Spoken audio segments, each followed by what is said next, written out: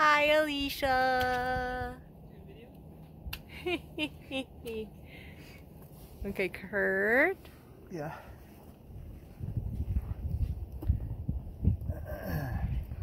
Say hi, Misha and Brian.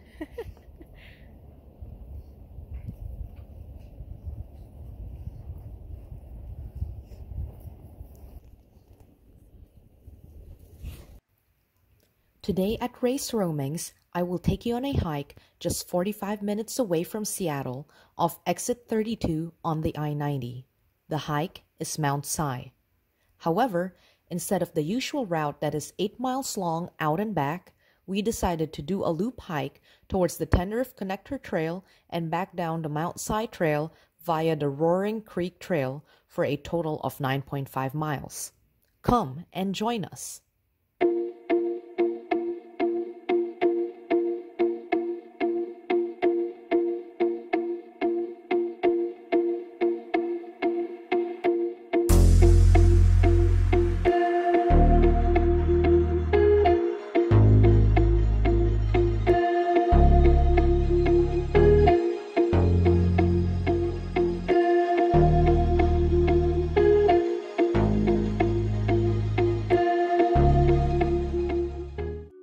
Mount Si is a very popular hiking spot in North Bend.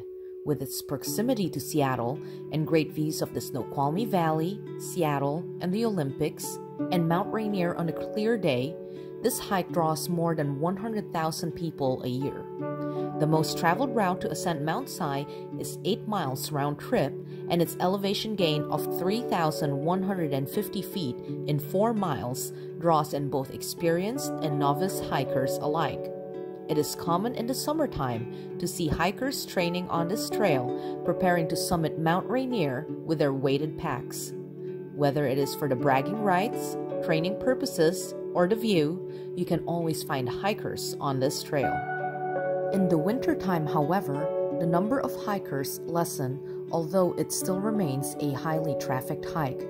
This trail remains easily accessible all year round and has very low avalanche risk, which makes this a perfect conditioning hike when other hikes at higher altitudes close for the season.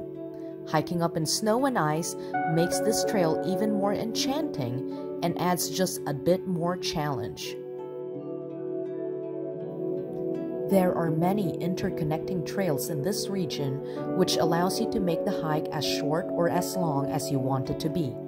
You can even access another mountain summit, Mount Teneriffe, and Teneriffe Falls without changing parking spots.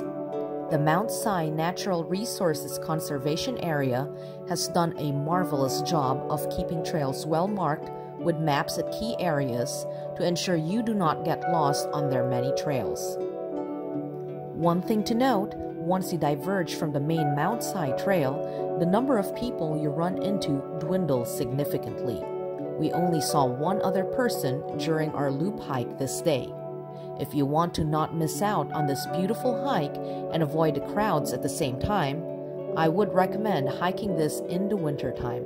Just make sure you have micro spikes and hiking poles to keep you safe on the trails.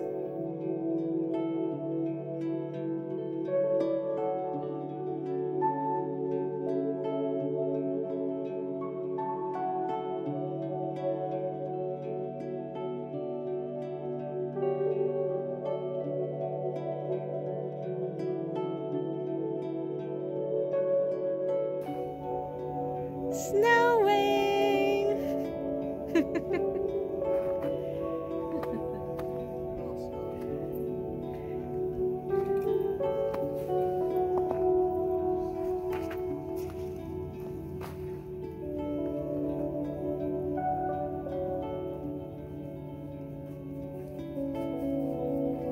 At 9.5 miles and with an elevation gain total of 3,552 feet, we ended our hike, satisfied with a slice of winter wonderland that we saw this day.